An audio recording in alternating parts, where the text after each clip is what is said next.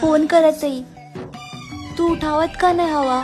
वैसे तू साड़ी के जोड़ा में बिल्कुल अच्छा ना लगत हूँ। याद है एक बार तू हमसे मिले यार लालू, पहली बार वो ब्लैक कपड़ा में, उनमें तू बहुत अच्छी लगत रहलू। रोहन तो के का हो गइल बा? अगले जन्म में ना तू उन सबसे लड़िया जैसे अब ना लड़ पैलू। तू ब्लॉक मत करिया हमके। सुना, तू हमके कॉल और मैसेज मत करिया, हमरे वजह से तुम्हें कोनो प्रॉब्लम ना हो जाए। खामो खाम तुम्हें लोग जज करे लगी। ठीक है, बाय। हम बाय ना बोलब तो के। काहे? बाय ओके बोला जाला, जे चल जाला। और तू रहला हवा और हमेशा रहबा।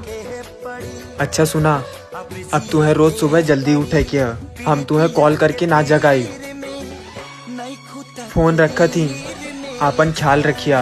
प्यार नहीं खेली खल हाथ के लकीर में नहीं खुद तकदीर।